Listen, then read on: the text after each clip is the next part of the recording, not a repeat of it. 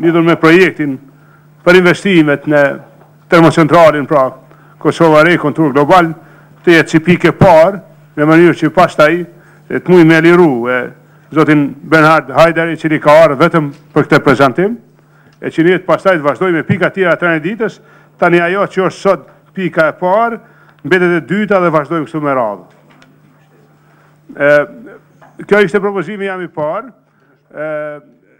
me leje. I propozim tjetër, për rendite po ashtu, e ka, ju doni me shtu në të ndryshme, a doni me lajmu tash a veç atëherë, në regull, dikush tjetër, urdo zoti Skënder Qiqa. Faleminderit zoti kryeministër, atëherë në të ndryshme nëse lejo desha ta ngres në çështje rreth projekt ligjit për pushimin e Leonis në kuadër të temave të ndryshme. Unë, kryeministër, e kam edhe unë një çështje në të ndryshme me ngrit, nuk e kisha theksu tash në ndryshme në të. Ju kisha lutë tema që në pak ma, po thëmë, ndërlikume, mos na detyroni me marrë vendime në të ndryshme se e kem pak ma vështirë, pa nëse që në bo përgatitë e duhura, ka disa tema që në ma thjeshta, për ato çdo kem shprehje mirë kuptim, për ju lusi mos na kërkoni vendim. Me propozim ndryshimet që u thanë, pra një temë ndryshme është nga zënshku Ministri Hoxha, në të ndryshme është edhe nga Ministri Rëqiqa, edhe Ministri Berisha, propozoj pra aprovimin e rendit ditës ku shopër. Faleminderit, vot kundër ako, jo, abstenim, jo, konstatoj se u aprovue rendi ditës, pra ishtohet pike parë është pra raportimi për projektin, pra për termocentralin Kosova Re, përfaqësuesi investitojnë të rast kontrol global, zoti Bernhard Hajder, fjala është për ju.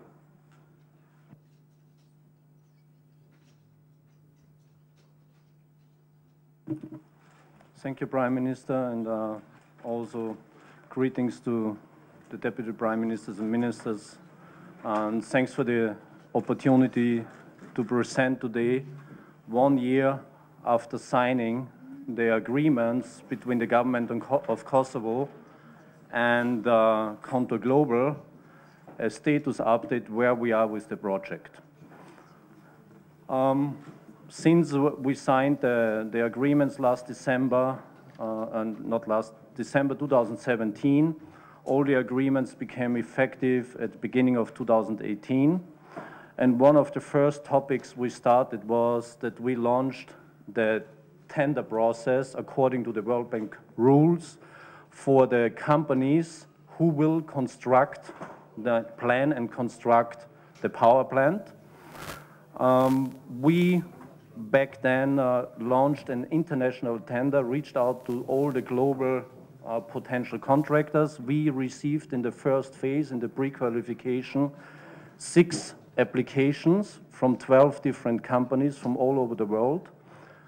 In agreement with the government of Kosovo, we shortlisted them to 4 companies. The 4 companies who were shortlisted and invited to prepare a bid were coming from Japan, or it was a consortium, is a consortium of Turkish Enka, MHPS, Japanese Mitsubishi Hitachi Power System, together with Technica's Reunidas. A second group is General Electric. A third group from Korea, Hyundai, and the 4th group, CMEC from China. These 4 companies were invited to prepare a proposal. We then asked them to submit the first technical proposal end of November to see if they are first of all capable to do it in the requested manner, and also to refine the requirements for the power plant. End of November, 3 out of these 4 submitted a proposal. The only one who stepped out were the Koreans, Hyundai. And now, end of this month, end of January, we will receive the final technical proposals and commercial proposals. So in February, we will select who will plan and construct the power plant.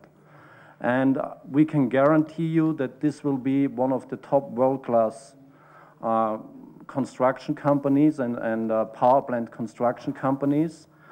We are also very confident that we will receive a very attractive price. There's a lot of effort already going on in the background because both consortia are at the moment in a situation that they need such a power plant to build, because as you may know, it's more and more, especially in Europe, you have less and less coal-fired power plants, so they are very eager to build this and competing to each other.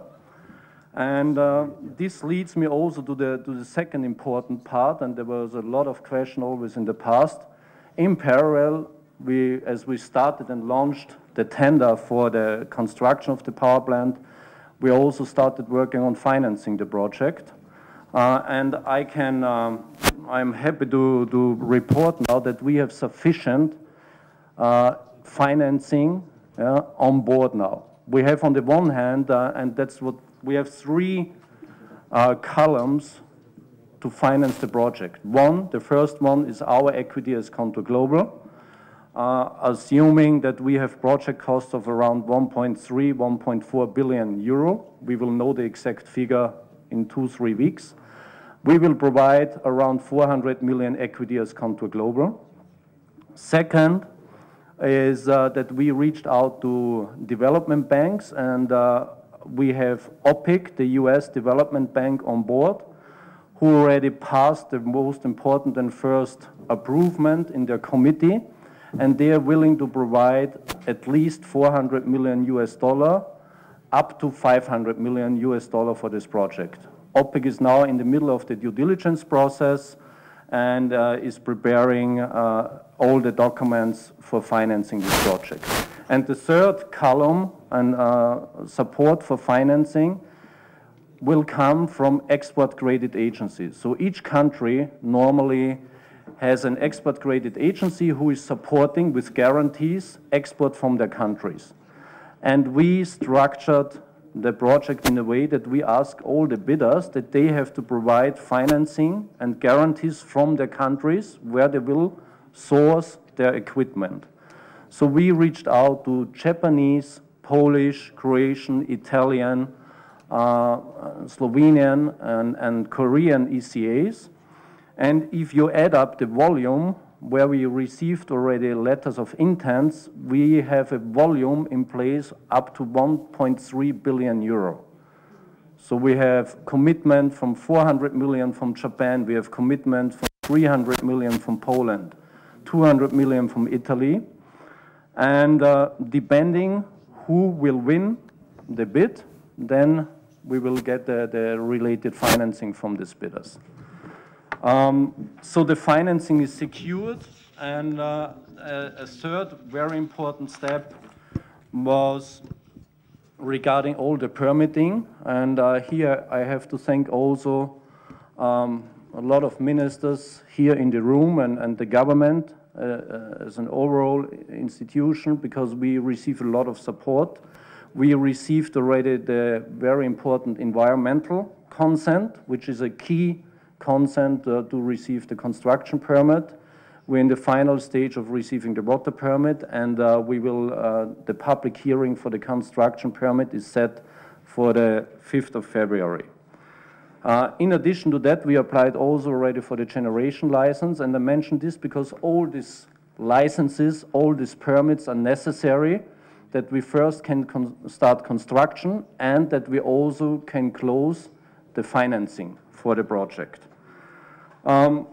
It's also important to mention that we finalized and received all the final environmental and social impact assessments. This is a very crucial report for this document because it's considering all the environmental aspects of the project, all the social impacts of the project. And not only for the power plant, we had to prepare this also for the mine. Otherwise, again, we would not receive any financing from international lenders. We hold more than 20 public hearings in the villages around the power plant and the mine to receive also the feedback, and we have a very detailed implementation plan, management plan in place, which we have to implement to secure no environmental, no social impact coming out of this project. We as Conto Global, just a figure to mention as well, we have invested so far 25 million euros, and till we reach financial close, because now our expenses are speeding up, we will spend up to 50 million euros on this project. We are now, as a next step, looking forward, we are now ready, and we will start in March, and then you will see the first activities on the site with the ground preparation for the construction. So we will, the specific term is remediation, so we will start to clean the site from all materials which were dumped there in the past, and prepare the site so that after we finish this work, we can start with construction. We received the first indication how long it will take, so it's between the worst, realistic timeline is around 3 months, the worst case scenario, depending what's underground, will be 7 months, but we are sure that we have the site ready, the site preparation ready, so that we can start with the foundation work and construction work in June. But March, all the pre-construction work will start. Important is also for the community. Here we established already the Community Development Fund, which will, according to our agreements, will be funded with 10 million euros.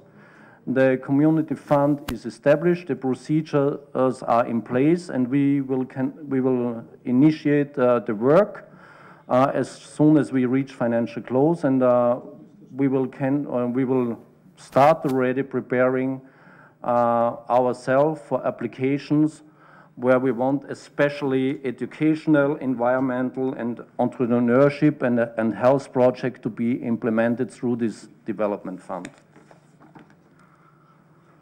And last but not least, as the overall timeline, as you can see in our document on slide 9, all the construction activities, as I mentioned, will start in March. Financial close will be end of June, and this is mainly driven by OPIC, by the US, because they only have board meetings each and every 3 months. It would be nice for us to be earlier, but we cannot change the rules in the US. And, but nevertheless, and this is the key message, construction work, pre-construction work will start in March this year.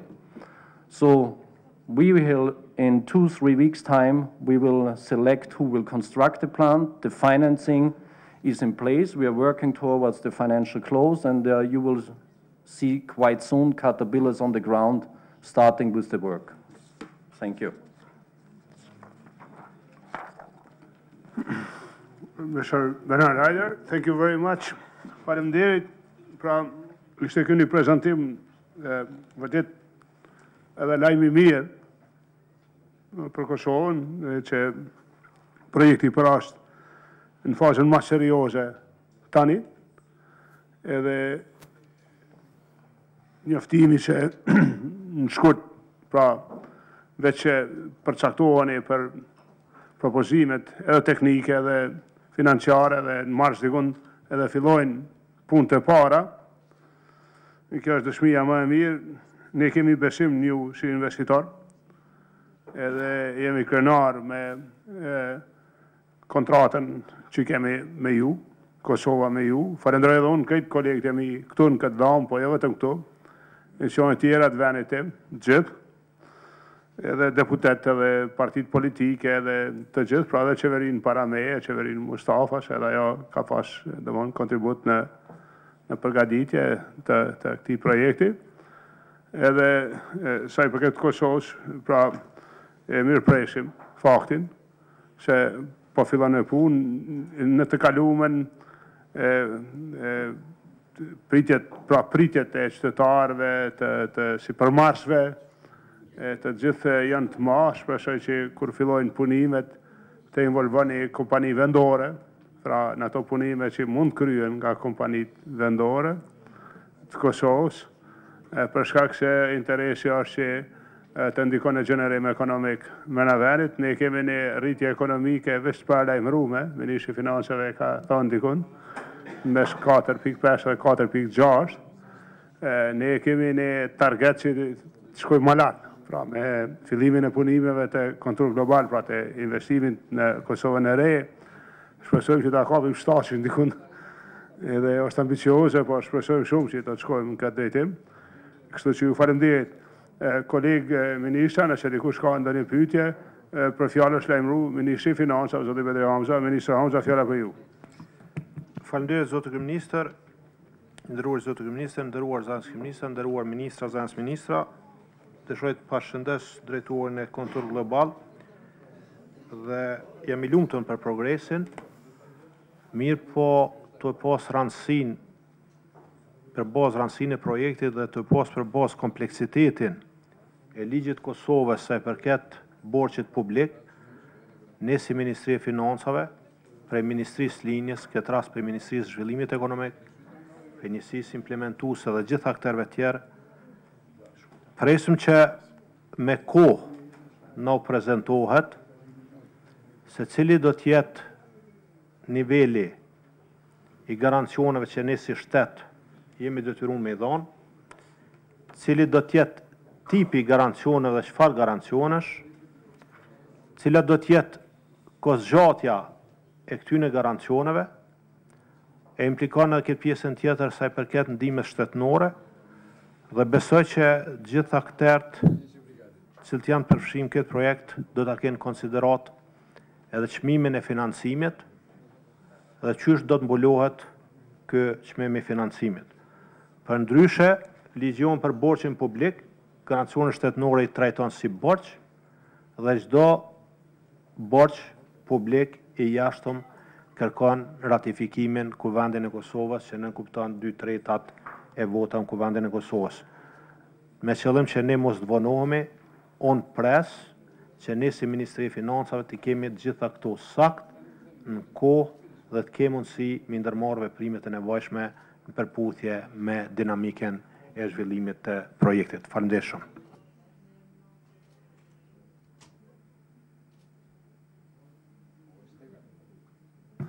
Yes, floor is for you, Mr. Bernhard. Yeah, thank you, Minister.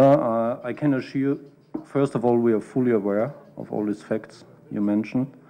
And we are already in the preparatory work of all the relevant documents. And as soon as we know the exact price of the document, of the project, as soon as we know who will be the financing institutions, we will prepare all the relevant documents and will reach out here, I think first to the Ministry of Finance for the first information as soon as possible and keep you in the loop for the full period. And we are fully aware of the required approvals for this public debt. Yes.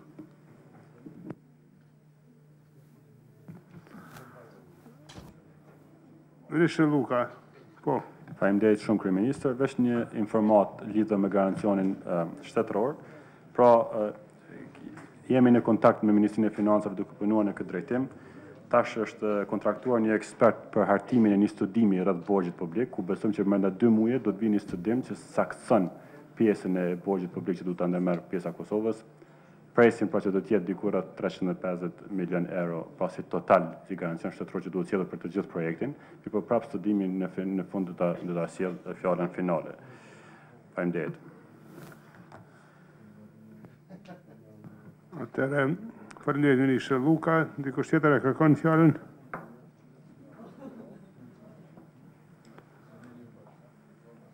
Nëse s'ka për diskutim, atëherë mbetet mua me falenderue zotin Bernhard Reider, që është drejtor i projektit pra Kosova e Re, kontroll global, për informatën edhe për materialet që na i ka dhënë për këtë takim. Ju falenderoj shumë për kohën e juaj, edhe ashtu si e thash edhe në fillim, ne jemi krenar për këtë investim, është investimi më i madh i pas luftës. Edhe unë duke falenderuar gjithë që kanë kontribuar që të vijmë te kjo ditë, ju ftoj edhe ju pra që të ecim në etafat e ardhshme, ashtu sikurse edhe i paraqitet. Ju falenderit. Pra ju jeni lirë, ju mundeni me u liru tani. Ne nderuar kolegë, I kthehim rendit ditës, nuk është para pa pra votim për këtë jo, po. I kthehim rendit ditës me tema tjera, është shqyrtimi I projekt ligjit për shërbimin e jashtëm të Republikës Kosovës, është Ministria e Punëve të Jashtme, është zëvendës kryeministri dhe Ministri I Punëve të Jashtme, Bexhet Pacolli, Bexhet fjala për ju. Të nderuari kryeministër Haradinaj, të nderuar ministra, zëvendës ministra, të nderuar kolegë, kom derin që sot para jush kom mundësin të paraqes për miratim projekt ligjin për shërbimin e jashtëm të Republikës së Kosovës. Miratimi I këtij projekt ligji është një hap I rëndësishëm dhe I domosdoshëm në drejtim të avancimit të matem të shërbimit të jashtëm të Republikës së Kosovës, si dhe të Ministrisë së Punëve të Jashtme, institucion bars I këtij fush veprimi. Projekt ligji për shërbimin e jashtëm është fuzioni 3 ligjeve kryesore të cilat e kanë reguluar deri tani shërbimin e jashtëm të Republikës së Kosovës, respektivisht ligji numër 03 L1125 për shërbimin e jashtëm të Republikës së Kosovës, ligji numër 03 L044 për Ministrinë e Punëve të Jashtme dhe shërbimin diplomatik të Republikës së Kosovës, si dhe ligji numër 03 L125 për shërbimin konsullor të misione diplomatike dhe konsullore të Republikës së Kosovës. Përmes miratimit të ligjit për shërbimin e jashtëm, do të jetësohet edhe reforma dhe riorganizimi Ministrisë dhe shërbimit të jashtëm, që është edhe pikë thelbësore e programit të qeverisë për sa I përket politikës së jashtme. Ky projekt ligj që kërkoj të miratohet sot rregullon aspektet e ndryshme të shërbimit të jashtëm duke u bazuar në praktikat më të mira të vendeve me shërbim të jashtëm të avancuar dhe me traditë demokratike të përshtatura realiteteve dhe rrethonave përkohëse në vendin tonë. Në këtë projekt ligj janë të mishruara edhe rregullat dhe parimet thelbësore të marrëdhënieve ndërkombëtare të përmbajtura në konventat kryesore ndërkombëtare të kësaj fushë, siç është Konventa e Vjenës për marrëdhëniet diplomatike e konsullore. Projekt ligji për shërbimin e jashtëm përcakton edhe ndryshime thelbësore në strukturën e brendshme organizative të Ministrisë së Punëve të Jashtme, të cilat do të eliminojë dobësitë dhe vështirësitë e deritanishme të vrejtura në funksionimin e Ministrisë.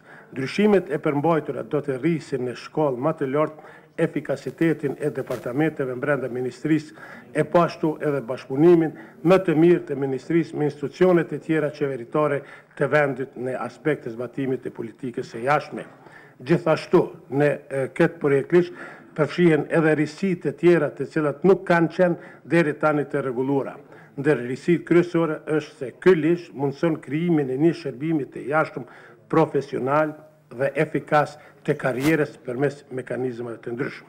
Si përfundim, miratimi projekt ligjit për shërbimin e jashtëm të Republikës së Kosovës paraqet një hap të domosdoshëm në zhvillimin dhe konsolidimin e matem të praktikës institucionale lidhur me të gjitha aspektet të rëndësishme përkatësi me shërbimin e jashtëm të Republikës së Kosovës dhe 10 vite pas themelimit të tij, andaj kërkoj që ky ligj miratohet nga ne, nga këtu do shkon në parlament dhe atje vazhdon puna. Ju faleminderit shumë. Ka një pikë tjetër që ne po e trajtojmë me njëherë, është se protokolli I shtetit për shkak të volumit punëve që ka zyra e kryeministrit të kaloj, është propozimi ynë që të kaloj në dikasterin e kryeministrit, kurse protokolli diplomatik që rregullon vizitat diplomatike të mbetet në dikasterin e Ministrisë së Punëve të Jashtme, nëse ju dakord.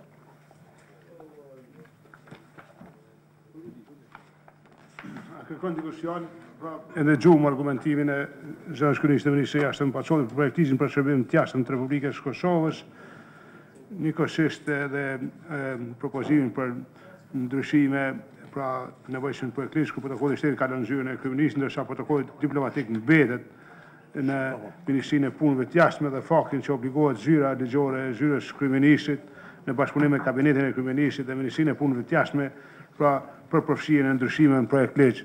Pra nëse kërkon dikush fjalë, më urdhoni, nëse jo, propozoj të kalojmë në aprovim. Kush është për? Faleminderit. Vot kundër ka? Jo. Abstenim? Jo.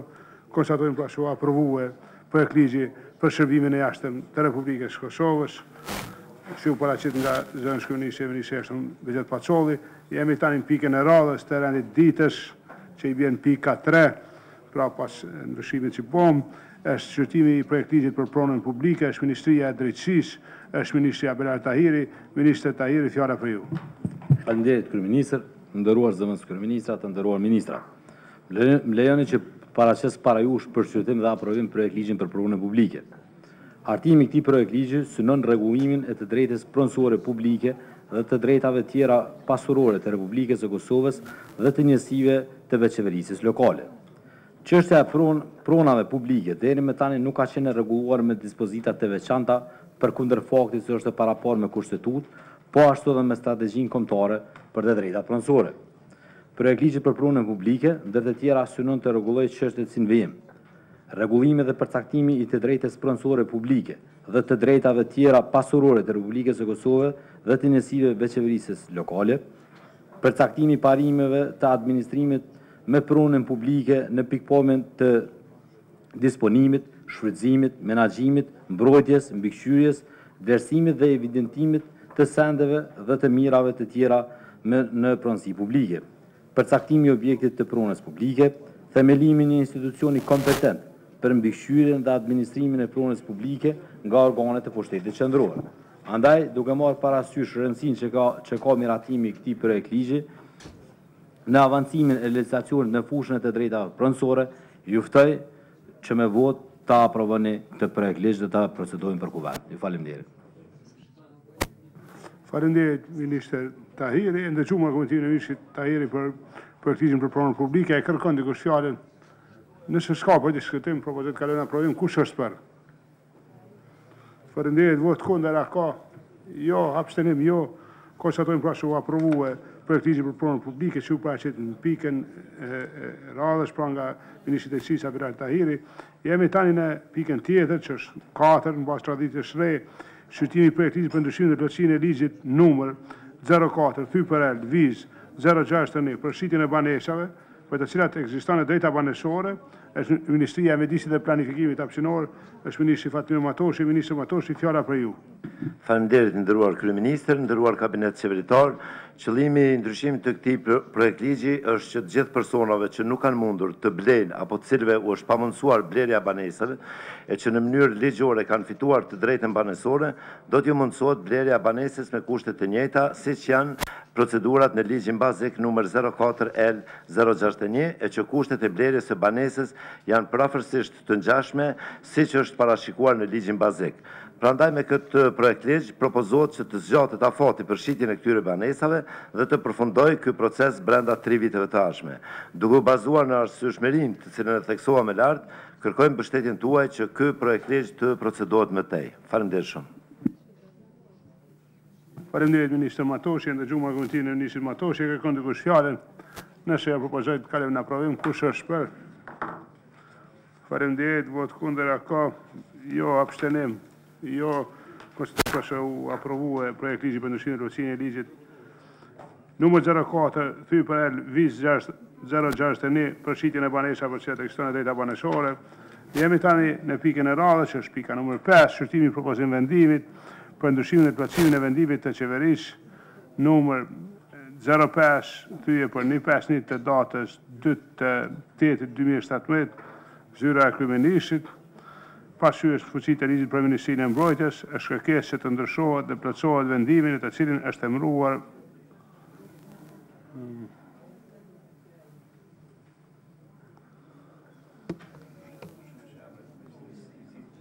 Okej.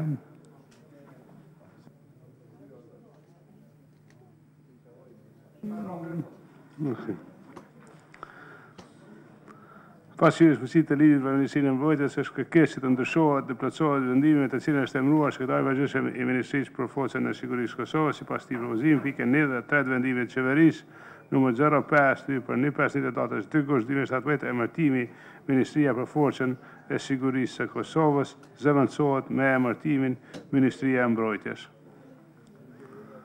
A kërkon dikush fjalën? Nëse ja propozoj që të kalojmë në aprovim, kush është për? Faleminderit. Vot kundër a ka? Jo. Abstenim? Jo. Konstatojmë se u aprovu. Pra, propozim vendimi për ndryshimin dhe plotësimin e vendimit qeverisë që u paraqet në pikën që votuam.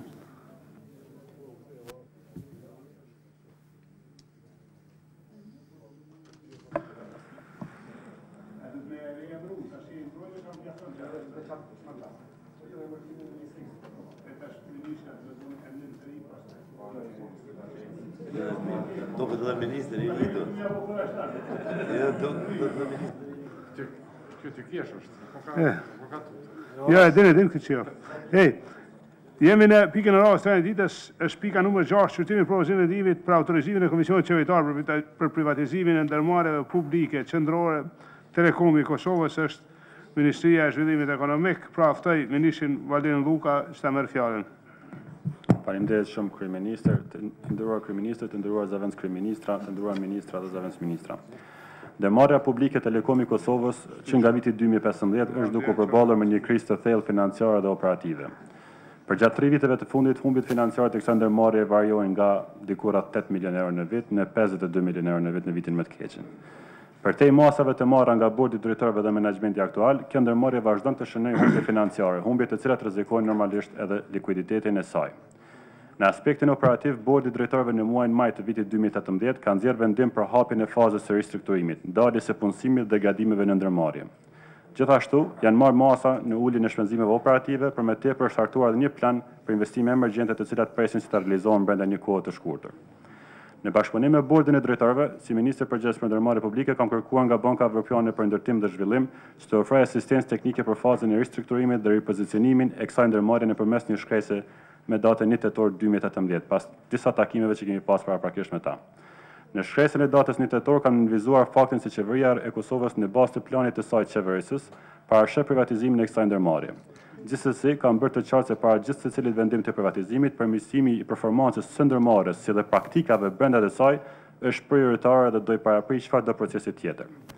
Me 18 tetor 2018 kanë pranuar një shkresë nga zyra e Bankës Evropiane për Ndërtim dhe Zhvillim, në të cilën shprehet gatishmëria e tyre për të ofruar asistencë teknike në bazë të ristrukturimit, për të ofruar një kredi deri në 25 milion euro, si dhe hartimin e një dokumenti mbi hapat që duhet të ndjekë qeveria e Kosovës për privatizimin e kësaj ndërmarrje, i cili ndër të tjera bazohet në principet si në vejmë, vlerësimin e drejtë dhe fertës së cilës ofertë privatizim të Telekomit, përkushtim në këtë proces, transparencë, inkurajim të konkurrencës si dhe rishikimin e proceseve dhe ristrukturimeve brenda Telekomit të Kosovës. Tutin e përputhje me planin e qeverisë së Kosovës dhe objektivat e Ministrisë së Zhvillimit Ekonomik në përputhje me dispozitat e ligjit për ndërmarrje publike, në mbledhjen e datës 19 dhjetor 2018 pas shqyrtimit të hollësishëm të situatës së Telekomit të Kosovës, në mënyrë unanime kemi nxjerrë rekomandim që të kërkohet kabinetit qeveritar që të autorizojë një komision ndërministror për iniciimin e procedurës së privatizimit të kësaj kompanie, pasi që paraqit me dispozitat ligjore në fuqi. Kjo marrë në konsiderat që deri më tani të paktën 4 kompani nga vende të ndryshme të Bashkimit Evropian dhe SHBA-ve kanë shprehur interesim për marrjen e pjesëme apo të tërësishme në punësitë të ndërmarrjes së Telekomit Kosovës. Me qëllim të përgatitjes së këtij procesi, i cili, siç u thekë edhe më lart, do të iniciohet vetëm pas përfundimit të ristrukturimit dhe rritjes së vlerës së ndërmarrjes, kërkoj që të aprovohet rekomandimi i Komisionit Ndërministror për Ndërmarrje Publike për autorizimin e Komisionit Qeveritar për privatizim të kësaj ndërmarrje. Ju faleminderit. Faleminderit ministër Luka, e ndëgjuam argumentin e ministrit Luka për temën fjalë, kërkon dikush fjalën për diskutim nëse ka. Nëse ja propozoj të kalojmë në aprovim, kush është për? Faleminderit, vot kundër a ka? Jo, abstenim jo. U aprovu pra propozim vendimi për autorizimin e Komisionit Qeveritar për privatizimin e ndërmarrjes publike qendrore Telekomit Kosovës, dhe si u paraqet në pikën e paraqitur nga ministri Luka. Jemi tani në pikën e radhës që i bën tjetë pika numër 7, pra shqyrtimi i propozimit vendimit për themelimin e trupit koordinues për mbikëqyrjen e tregut, është Ministria e Tregtisë dhe Industrisë, është ministri Ender Çala. Ministër Çala, fjala për ju. Faleminderit, nderuar kryeministër, të nderuar zëvendës kryeministra, të nderuar kolegë ministra. në emër të Ministrisë së Tregtisë dhe Industrisë, si borce e kësaj nisme, para ju shtu sot shkurtimisht paraqes bazën ligjore për themelimin e kësaj trupe, qëllimin si dhe rëndësinë dhe kompetencët e kësaj trupe.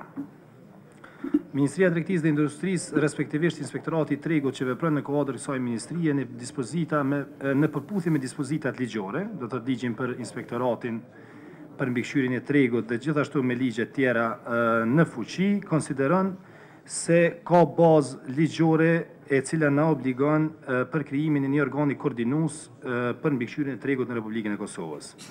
Mbikëqyrja e tregut, siguria e produkteve ushqimore në treg, ose produkteve të cilat janë në përdorim në Republikën e Kosovës, është duke u bërë nga disa autoritetet të cilat e monitorojnë tregun dhe të cilat janë pjesë e disa ministrive apo autoritetet tjera administrative. Të gjitha autoritetet e sipër përmendura të mbikëqyrjes së tregut kryejnë mbikëqyrjen në përputhje me rregullat dhe kompetencat të cilat ju kanë dhënë natyre me ligje të veçanta. Detyra kryesore e këtij trupit koordinues për mos me hinë detale me specifiku, do të jenë të përcaktuara me ligjin në fuqi, do të thotë me ligjin për kërkesat teknike për vlerësimin e konformitetit.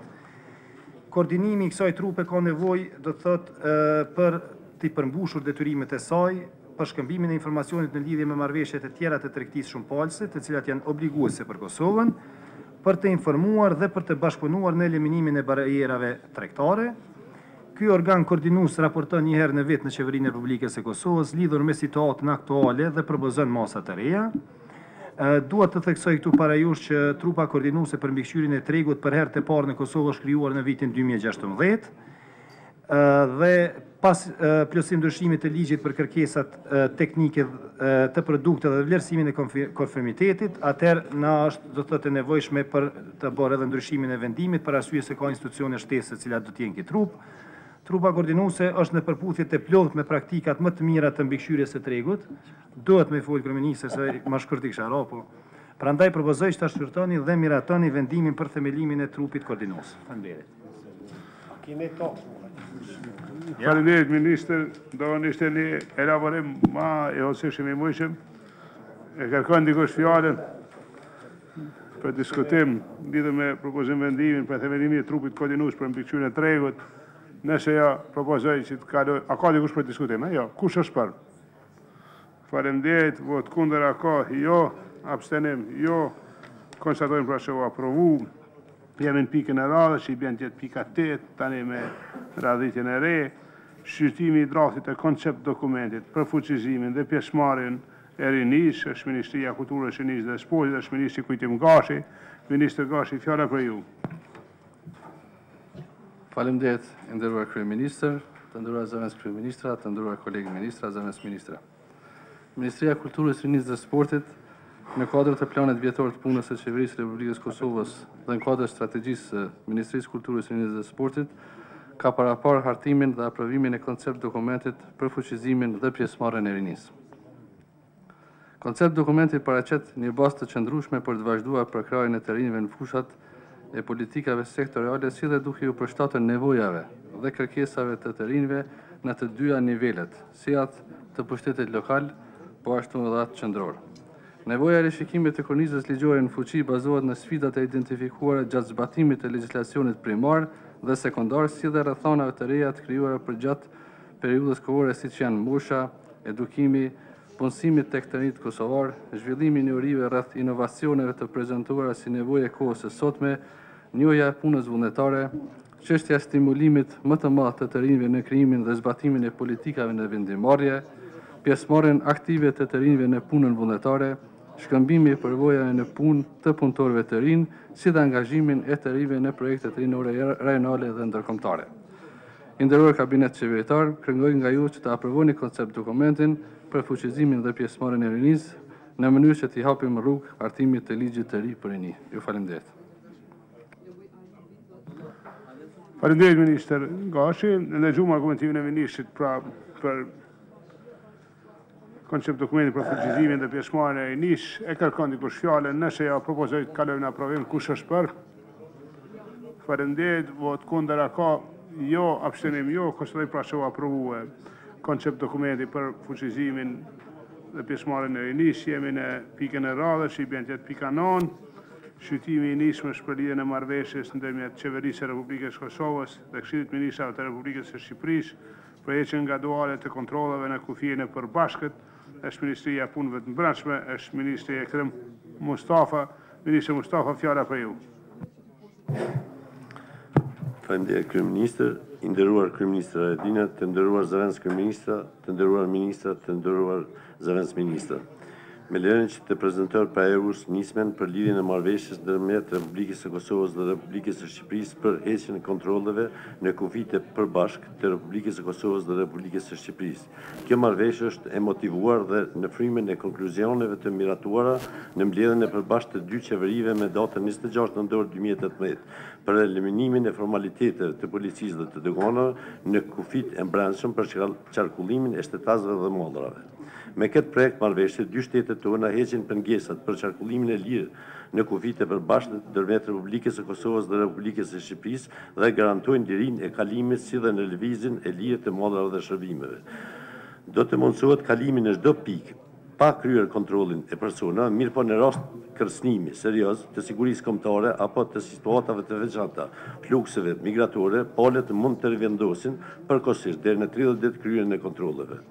Në fushën e politikave të vizave do të hartohet një politikë e përbashkët për lëvizjen e personave të vendeve të treta, mirë po një palë mund të përjashtimisht të mos përmbahet rregullave lidhur me një shtet të tretë për arsye mbizotruese të politikës kombëtare, të cilat kërkojnë një vendim urgjent.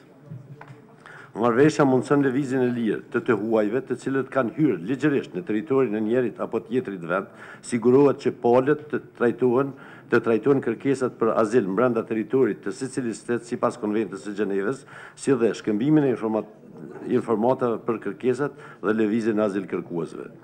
Në fushën e sigurisë do të avancohet bashkëpunimi policor për parandalimin dhe luftimin e të gjitha veprave penale, si dhe do të krijohet sistemi i përbashkët i informacionit ku palët do të kenë qasje për qëllime kontrolli dhe verifikimi në përputhje me ligjin, ndër të tjera parashihet edhe themelimi i Komitetit Ekzekutiv i përbërë nga ministrat përgjithës të dy vendeve, si mekanizëm mbikëqyrës dhe vendimmarrës.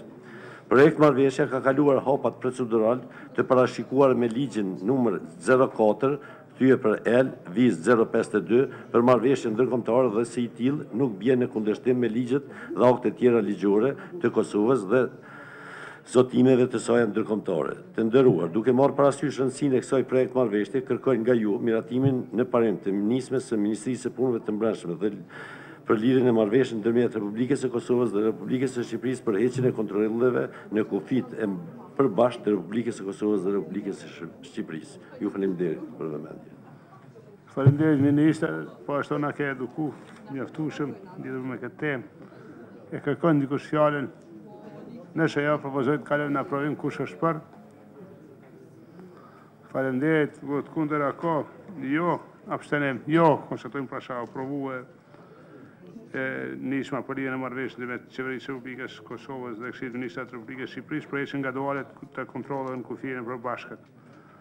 Si u paraqit nga Ministri i Punëve të Brendshme, zoti Ekrem Mustafa, jemi në të ndryshme për temë të ndryshme, është lajmëruar zëvendës kryeministri Enver Hoxha, zëvendës kryeministër Hoxha, fjala për ju. E nderuar zoti kryeministër, të nderuar zëvendës kryeministër, të nderuar kolegë.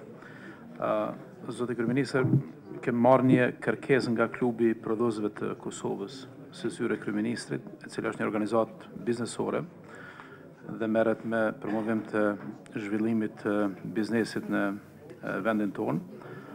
Vitet e kaluara, kjo organizatë është marrë me një fushat Made in Kosovo, apo in Kosova, dhe këtë vit po ashtu planifikojnë që ta kenë një fushat për promovimin e produkteve vendore. Qëllimi kryesor i fushatës është sa me rrit vetdijen për cilësinë e prodhimeve të tona të brendshme të Kosovës, po që edhe me rrit konzumin e këtyre produkteve. Prandaj, pa shku në detaje, unë kisha propozuar para kabinetit qeveritar që të merret një vendim, është një buxhet i cili përfshin një shumë prej 35.000 eurosh, po pjesa më e madhe e kësaj fushatës do të financohet nga vetë bizneset. Do të thotë kjo është më shumë simbolike, një apel zyrtarë që qytetarët e Kosovës të blejnë dhe të konzumojnë produkte vendore, se sa do të financojmë këtë fushatën. Pjesa më e madhe e fushatës do të financohet vetëm nga ana e tyre. Faleminderit, zëvendësht kryeminist Hoxha, mendoj se do të ishte një veprim i drejtë. Nëse dikush e kërkon fjalën, nëse jo, propozoj të kalojmë në aprovim në propozimin e zëvendësht kryeministit Hoxha për buxhetin për 35.000 eurove për klubin e prodhuesve, pra Kosovar kush është për. Faleminderit, vot kundër a ka? Jo, abstenim, jo. Konstatoj se aprovu pra propozimi i zëvendësht kryeministit Hoxha. Pika e radhës së të ndryshme ishte Ministri Reqica, urna Minister. Faleminderit, i nderuar zoti kryeministër, të nderuar zëvendës kryeministra, ministra, zëvendës ministra. Duhet të ngrisni çështje me rëndësi e cila ndërlidhet me miratimin e projektligjit të pushimit të Leonisë dhe pushimit prindëror. Ashtu siç jeni të informuar, në koncept dokumentin për marrëdhënien e punës e cila është miratuar me datën 22 qershor të këtij viti, të vitit të kaluar, është paraparë startohen dy projektligje. Projektligji i punës i cili tashmë është miratuar në qeveri dhe projektligji i pushimit të Leonisë dhe pushimit prindëror, të cilin e kemi në procedurë për miratim në qeveri nga dhjetori i vitit të kaluar. Dua të sqaroj se në takimin e fundit të KKZ-s kemi njoftuar se janë përmbushur obligimet të cilat kemi pasur në kuadër të KKZ-s, mirëpo dua të sqaroj se projektligji i punës nuk rregullon pushimin e Leonisë dhe prindëror, për shkak se këto janë dy projektligje të ndara. Theksoj se nëse nuk miratohet projektligji i pushimit të Leonisë dhe pushimit prindëror, kjo çështje mbetet e parregulluar dhe na shkakton probleme në të ardhmen për shkak të mos trajtimit të saj.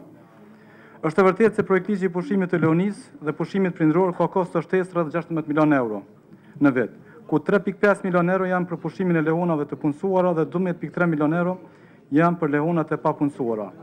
Konsideroj se kjo çështje duhet i japim një zgjidhje. Unë juftoj që ky projektligj të miratohet në qeveri, mirë po nëse për arsye të kostës financiare nuk miratohet, atëherë duhet vendoset se si do të procedojmë me temë. Të tërheqim projektligjin dhe të shkurtojmë pagesat për lehonat e papunësuara dhe më pas të miratojmë këtë projektligj, pa miratimin e të cilit projektligji i punës është i mangët. Ju bëj edhe një ftesë që ky projektligj të sillet për miratim në mbledhjen e radhës të qeverisë dhe të miratohet kështu siç është propozuar, për shkak se është e nevojshme dhe domosdoshme të rrisim mirëqenien e nënave lehon dhe të posalindurve. Mendoj se ne duhet të ecim tutje që të mos mbetet kjo çështje pezët. Ju falenderoj. Tani, Minister Reqica, se ju sot e laj minute, po kërkoni me hyrë në rendita, unë sot s'pas ka diskutim,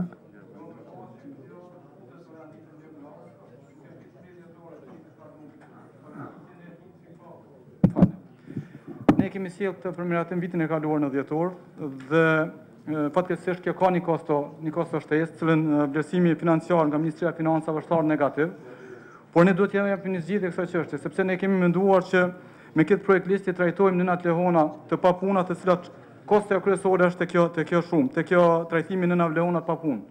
Dhe në total kjo ka shifrën 16 milion euro. Unë kërkoj që ne të japim rrugë sonë dhe ta miratojmë, sepse bëhet fjalë për një projektligj i cili mendohet të miratohet në parlament diku ka gjysma e dytë e këtij viti dhe kostoja prapërsisht do të jetë rreth 8 milion euro për këtë vit që kemi hyrë.